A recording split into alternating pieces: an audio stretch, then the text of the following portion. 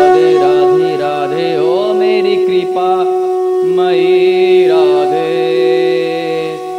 जब गिरते हुए मैंने तेरा नाम लिया है, जब गिरते हुए मैंने तेरा नाम लिया है, तो गिरने न दिया तूने मुझे थाम लिया है, तो गिरने न दिया तूने मुझे थाम लिया है। श्री राधे कुछ ऐसा इंतजाम हो जाए, देख चरणों की सेवा मुझे श्री राधे मेरी किस्मत बना दीजिए, श्री राधे मेरी किस्मत बना दीजिए। जय राधा राधा श्री राधा, जय राधा राधा श्री राधा। भगवान श्री कृष्ण बचपन में ही प्रारंभ किए पूतना के वध से। पूतना का वध बोलना उचित नहीं है, इसलिए पूतना उद्धार बोला जाता है, क्योंकि भगवान श्री कृष्ण ने पूतना को माता का पद प्रदान किया, क्योंकि पूतना ने माता का कार्य किया था, इसलिए माता का स्थान भगवान श्री कृष्ण ने प्रदान किया। उसके बाद अनंत लीलाएं भगवान श्री कृष्ण दिखाते थे और अनेकों राक्षसों का वध किए। संतगण कहते हैं, महापुरुष कहते हैं कि ऐसे परम परमात्मा कौन होंगे, कम्मा दयालुम शरणम ब्रजम, कितने दयालु हो सकते हैं जो उनको मारने के लिए अपने पयोधर को, पयोधर में विष मिला करके श्री कृष्ण को पिलाया मारने के उद्देश्य से। उसको भी क्या होता है कि माता जब पयोधर पिलाती है तो अमृत तत्व प्रदान कर रही है, जीवन के लिए पिलाती है, परंतु यहां पर उल्टा हो गया। पूतना मारने के उद्देश्य से भगवान श्री कृष्ण को पयोधर पिला रही है, विष मिला करके उसको भी भगवान श्री कृष्ण माता का पद प्रदान करते हैं। संसार में सबसे उत्तम, सबसे ऊंचा स्थान माता का संतगण कहते हैं, महापुरुषगण कहते हैं, माता का स्थान होता है। तो सबसे उत्तम स्थान भगवान श्री कृष्ण ने पूतना को दिया। कंबा दयालुम शरणम ब्रजम, कितने दयालु हैं। तो यहां पर भगवान श्री कृष्ण की दयालुता की पराकाष्ठा सिद्ध होती है। यही बात कर रहे थे, अहो बकीयम स्तन कालकूटम जिज्ञासया पायद प्रसाद भी लेवे गतिम धातृचिताम कंबा दयालुम शरणम ब्रजिम। यही बात कर रहे थे भगवान श्री वेद व्यास जी के दो शिष्य। जब सुखदेव जी, ब्रह्मलीन सुखदेव जी आत्म तत्व में हमेशा चिंतन, आत्म तत्व से ही, शरीर से कोई भी भान नहीं है, कारण शरीर, सूक्ष्म शरीर, कोई भी शरीर से उनका कोई भी लगाव नहीं है, परम ब्रह्म में लीन आत्मज्ञानी सुखदेव जी को किसी से कोई मतलब ही नहीं है, हमेशा ओमकार, हमेशा निर्गुण निराकार ब्रह्म में लीन। जब उन्होंने सुना, दो शिष्य बात कर रहे हैं, एक भगवान ऐसे भी हैं जिनको मारने के लिए जाओ अभी उनको मुक्ति प्रदान कर देते हैं, वो भी उत्तम से उत्तम स्थान प्राप्त करा देते हैं। तो सुखदेव जी के मन में ऐसी लालसा हुई, ऐसे कौन से भगवान है जो जिनको मारने जाओ उनको भी मुक्त कर देते हैं, इतने दयालु कौन हो सकते हैं। तब सुखदेव जी कहते हैं, अरे कौन है जिनके बारे में आप लोग बात कर रहे हो। तो शिष्यगण कहते हैं कि मुझे इतना ही पता है, आगे पढ़ाई पढ़ना है, सीखना है, देखना है, तो मेरे गुरु श्री वेद व्यास जी के पास, पूज्य श्री वेद व्यास जी के पास आपको जाना पड़ेगा। तो उनकी दयालुता देख करके श्री सुखदेव जी जो आत्मज्ञानी थे, निर्गुण निराकार ब्रह्म को मानते थे, सगुण साकार को मानने लगे। उनकी रुचि हो गई सगुण साकार में, देखे तो कैसे ब्रह्म हैं। तो आ करके अपने पिता से श्रीमद् भागवत महापुराण का अध्ययन प्राप्त किए और वही सुखदेव जी परीक्षित जी को सुनाते हैं कथा, श्रीमद् भागवत महापुराण का सप्ताह ज्ञान यज्ञ, जिनके सुनने मात्र से मुक्ति निश्चित है। विमान स्वर्ग से नहीं, गोलोक धाम से निश्चय ही आता है।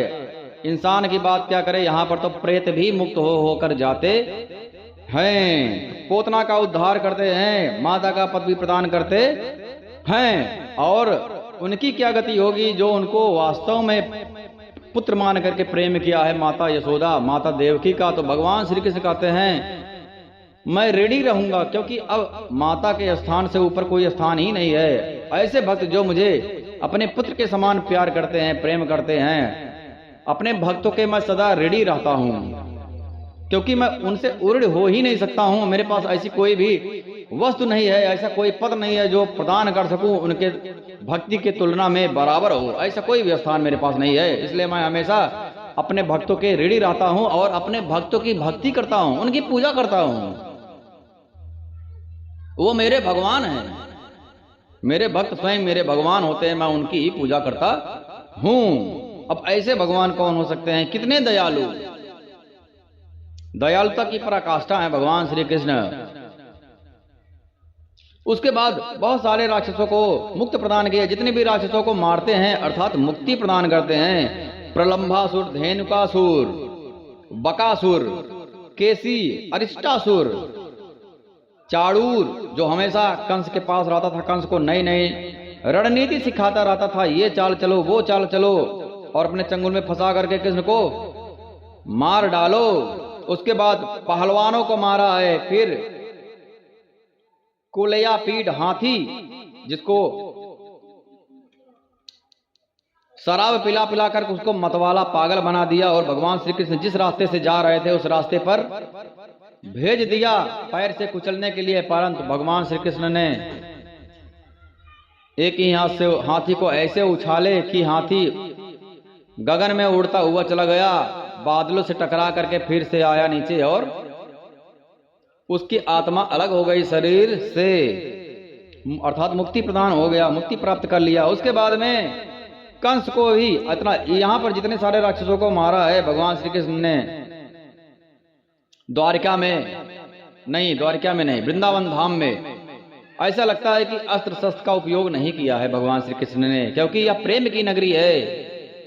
यह एक दिव्य धाम ऐसा है, यत्र यमुना नदी नास्ति, यत्र गोवर्धनम नास्ति, यत्र वृंदावनम नास्ति, तत्र ना रमनते मना। श्री राधा रानी कहती हैं जहां पर यह सब नहीं है वहां पर मैं रुक ही नहीं सकती हूं।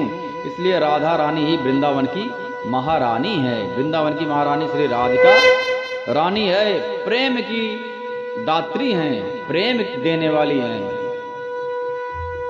इसीलिए तो कहा जाता है राधे राधे जप चले आएंगे मुरारी, राधे राधे जप चले आएंगे मुरारी, आएंगे मुरारी चले आएंगे मुरारी, आएंगे मुरारी चले आएंगे मुरारी। राधे राधे हमारो धन राधा श्री राधा, श्री राधा हमारो धन राधा, श्री राधा श्री राधा, परम धन राधा राधा राधा राधा राधा, परम धन राधा राधा राधा राधा राधा, हमारो धन राधा श्री राधा श्री राधा। श्री कृष्ण के हृदय की प्रेम स्वरूपा श्री राधिका रानी है। प्रेम यदि मूर्तिमान हो जाए तो वह है श्री राधिका रानी। किसी भी प्राणी के प्रति जो प्रेम की उत्पत्ति होती है, अपने इष्ट देव के प्रति प्रेम की उत्पत्ति होती है, वह प्रेम देने वाले है श्री राधिका रानी। वृंदावन वनेश्वरी है श्री राधिका रानी। तो भगवान श्री कृष्ण ने अपना अस्त्र शस्त्र नहीं उठाया, सबको हाथों से, थप्पड़ों से, मुक्कों से मार मार करके मुक्ति प्रदान किया है। बकासुर, अरिष्टासुर, चाणूर, कंस और काल यवन, भौमासुर, मिथ्यावा सुर, साल्व, द्विविध बानर। और द्विविध बानर को तो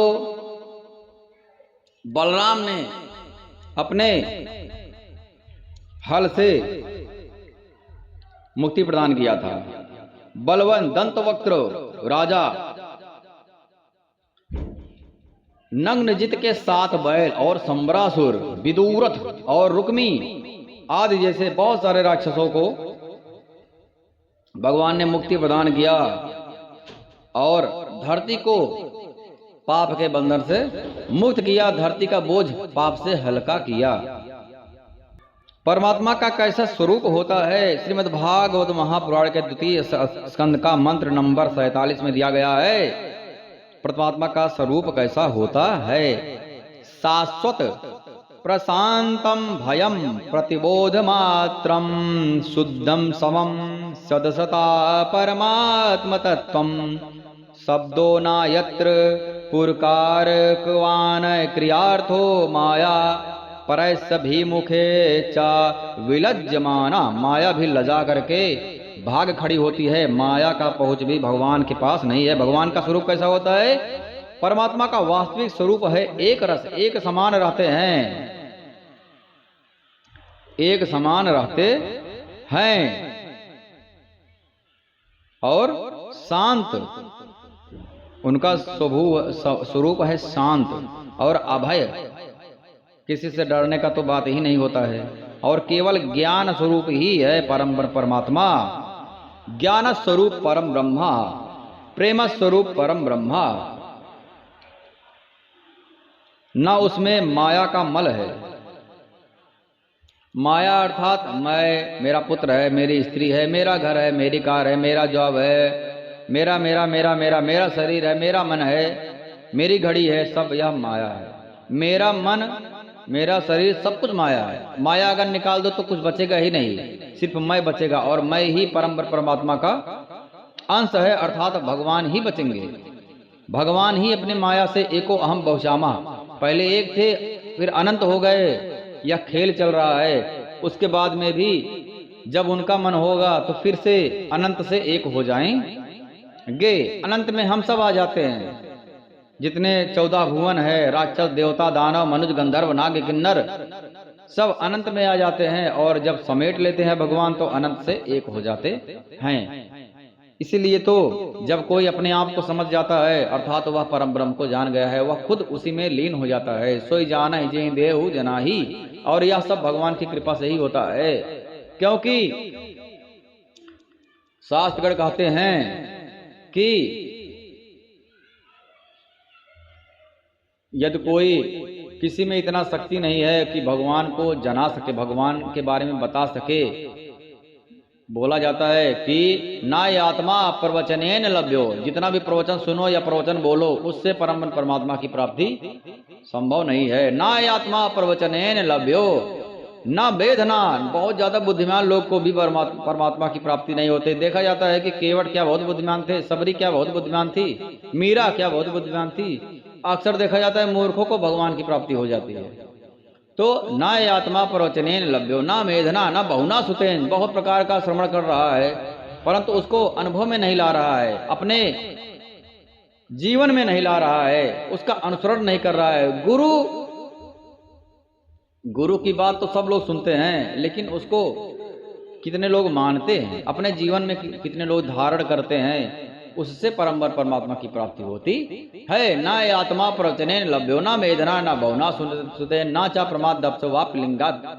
किसी प्रकार के कोई भी माध्यम नहीं है, सिर्फ सहायता, केवल मात्र सहायता कर सकता है। यदि आप प्रवचन सुनोगे तो सहायक हो जाएगा।